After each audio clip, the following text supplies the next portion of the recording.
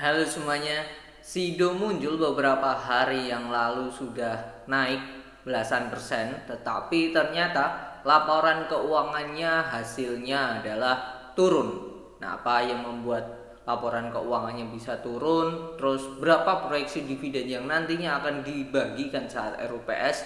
Karena Sido ini salah satu perusahaan yang bisa dikatakan terkenal rajin bagi dividen. Nah, simak video ini sampai selesai, oke? Check this out.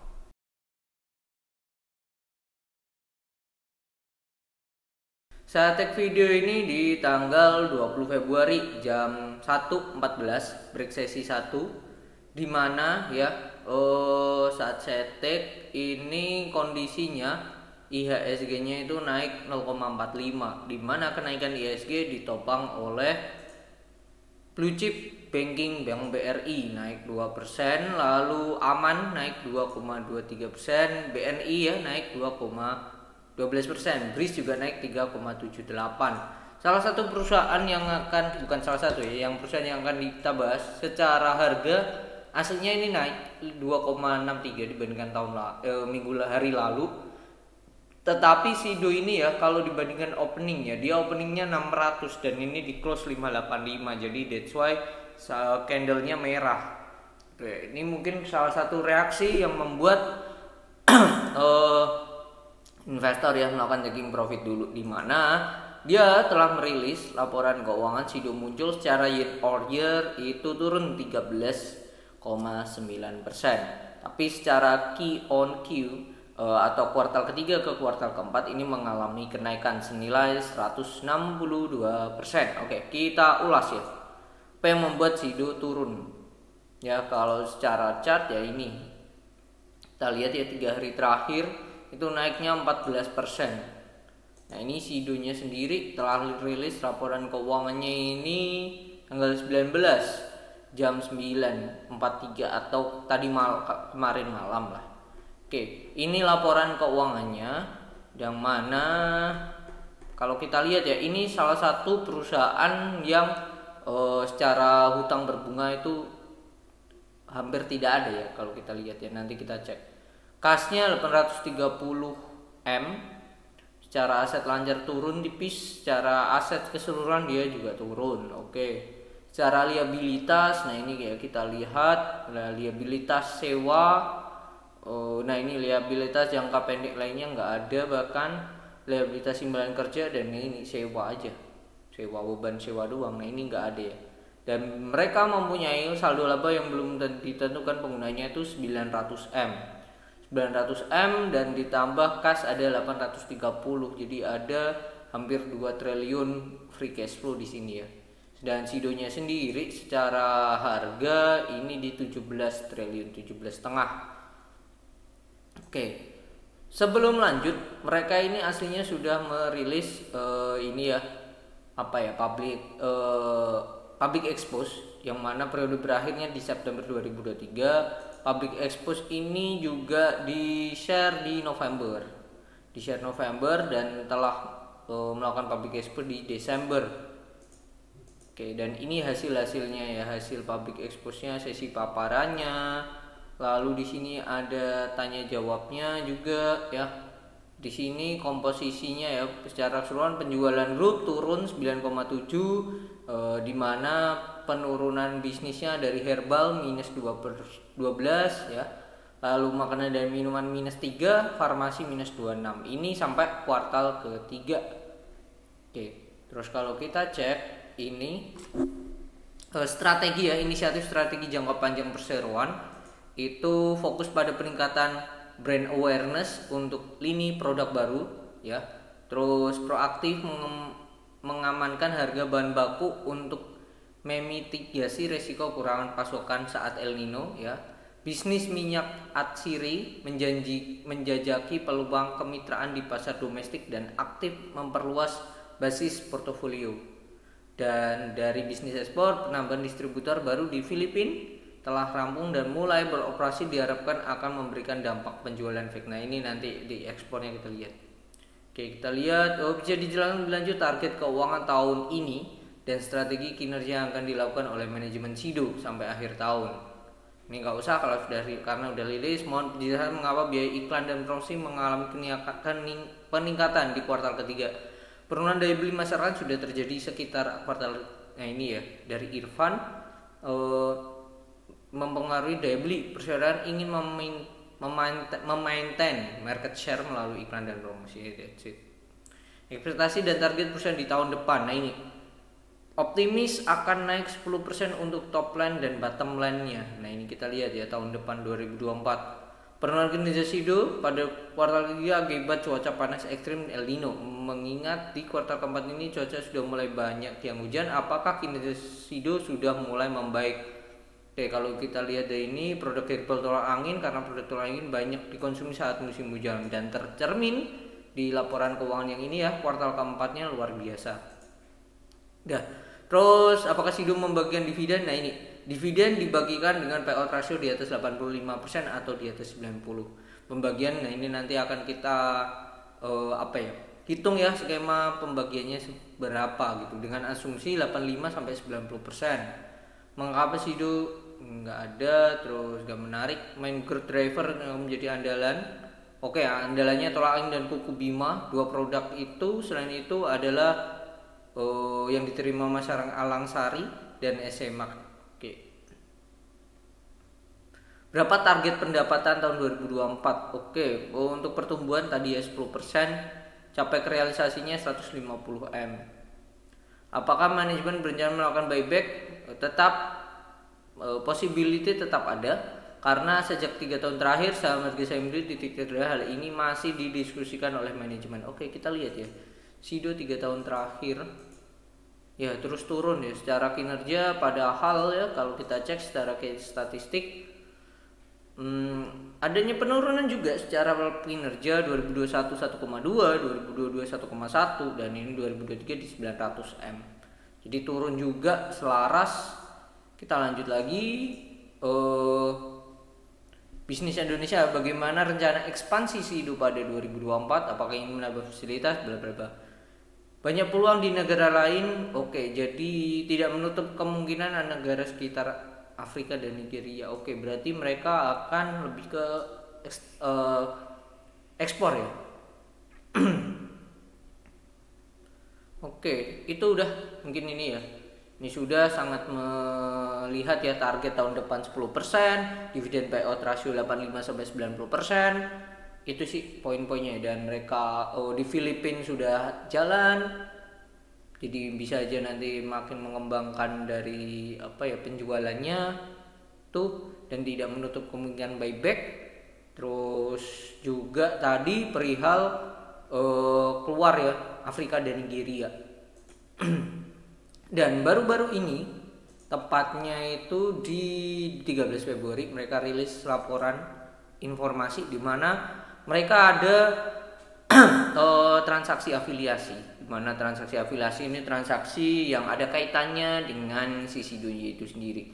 Nah, transaksinya itu sendiri dengan Semarang Herbal Indo Plan selaku anak perusahaan perseroan dengan PT Sido Muncul Pupuk Nusantara telah mendatangani perjanjian jual beli Stilex. Stilex ini kalau saya search adalah merupakan limbah cair dari proses pemurnian bioetanol. Limbah cair bioetanol dapat dimanfaatkan sebagai energi kita baca dulu. Sebagai semakin berkurang. Bentar, kita zoom dulu. Maupun permintaan keterlibatan energi baik di Indonesia maupun dunia. Hal ini disebabkan oleh peningkatan jumlah penduduk semakin pesat. Pabrik yang menghasilkan limbah, nah ini pabrik bioetanol menghasilkan limbah cair yaitu Stilex. Stilex ini limbah dari pabrik bioetanol yang mengandung COD yang sangat tinggi sebesar ini. Stilex merupakan limbah cair dari proses pemurnian bioetanol. Limbah cair ini dapat dimanfaatkan sebagai energi alternatif ramah lingkungan. Salah satu alternatif energi adalah microbial fuel cell, merupakan salah satu teknologi konversi energi menggunakan bakteri sebagai katalis untuk mengoksidasi bahan organik dan menghasilkan hasil samping berupa listrik. Bagus ini Stilex ini. Energi terbarukan intinya. yaitu ada transaksi senilai 12 miliar, 12,7 tepatnya. Nah, PT Semarang Herbal Indoplan sendiri adalah yang bergerak di bidang industri eksternal jamu dan herbal yang didirikan oleh hukum ini bla bla bla. SIP merupakan anak perusahaan yang memiliki sahamnya sebesar 99%. Sedangkan Sido Muncul Pupuk Nusantara adalah industri pupuk didirikan sebagai hukum negara didudukan di Semarang dalam kantor. Oke. Itu ya, dengan kepemilikan sama SMPN merupakan perusahaan yang dikuasai oleh pihak yang sama dan menjabat sebagai pengurus di saham SIP yang merupakan anak perusahaan dari perseroan di mana perseroan memiliki 99% di saham SIP. Sedangkan sebagai pengurus dan pemegang saham menjabat sebagai pengurus pada perseroan. Gitu, ada hubungannya di situ. Oke. Kita balik ke laporan keuangan. Nah, di sini kita cek di mana secara omset pun mereka turun. Nah, beban pokok penjualan tadi dan pemasaran sudah dijelaskan, mereka injek ya di bagian pemasaran atau iklan yang naik di kuartal ketiga. Nah, kalau kita cek di sini secara omset pun turunnya kalau kita cek 3865523 kurangi 3565930 hasilnya 299 M. Atau senilai kalau kita cek itu 7% penurunannya. Nah, yang menarik di sini adalah dia meskipun omsetnya turun, dia beban pokok penjualannya nggak naik. Kalau ini naik berarti adanya tidak efisiensi dan pokok penjualan dan omsetnya ini bisa dikatakan tidak secara sales kurang oke. Nah, sebelumnya COGS-nya ini kalau dibandingkan dengan omsetnya itu senilai 44 lah ya, 44%-nya sendiri COGS-nya 44%. Sedangkan tahun ini di kuartal di 2023 ini 43. Jadi ada penurunan 0,7 lah ya. Jadi adanya hal yang oke lah ya di sini. Jadi meskipun omsetnya turun, tapi mereka harus diapresiasi dengan mereka dapat menekan beban pokok penjualan. Gitu. Nah, ini beban administrasi, beban lain-lain, pendapatan lain-lain tetap mengalami penaikan. Kalau kita cek di sini, pendapatan lain-lain.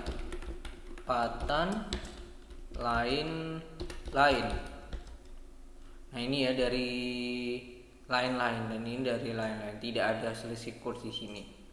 Oke, which is good. Terus kita lihat lagi ke atas, penghasilan keuangan mereka ada ya, tetap naik. Padahal secara tadi ya kasnya mereka adanya penurunan penghasilan keuangan di note 27. Dari bunga deposito turun, tapi dari pendapatan jasa giro udah naik dari 6,8 M. Bagus.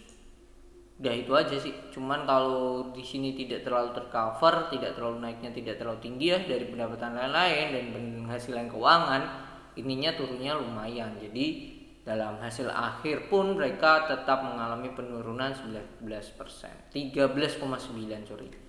Secara penjualan kalau kita cek di note 22 perusahaan itu secara spesifikasinya ya, kita mau cek apakah mereka ada penurunan di yang lain-lain. Nah, ini jamu herbal turun, makanan, nah ini makanan dan minuman mereka mengalami kenaikan. Farmasi turun signifikan sih, jauh banget. Farmasi kalau kita cek sebelumnya 143M, sekarang hanya 115. 27M sendiri ya penurunannya, gede banget, 19%.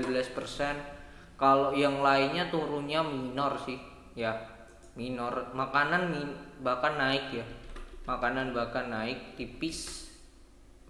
Kalau jamu dan herbal ini yang paling banyak itu 2633471 kurangi 2348203 dibagi 2633471, 10% turunnya, masih gede farmasi ya.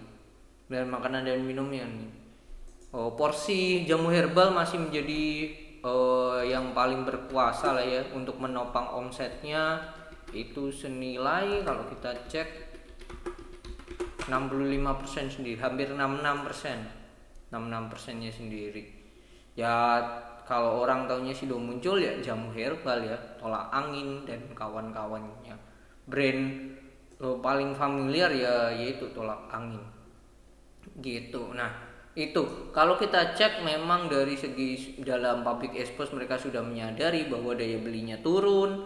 That's why mereka menaikkan promosi hanya sebatas untuk nge-maintain market share. Terus kalau kuartal 4 musim hujan itu mereka harusnya kenaikan, dan benar terbukti ya kuartal keempat naik banget.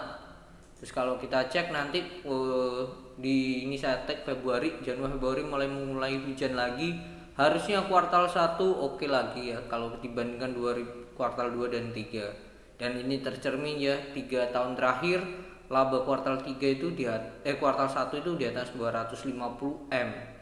Sedangkan kuartal 2 dan 3 ini anjlok banget, under 150 bahkan untuk 2023-nya. Nah, sekarang kita akan melihat berapa besarnya dividen yang akan dibagikan. Kita notepad dulu. Oke. Secara EPS perusahaan itu di 3169.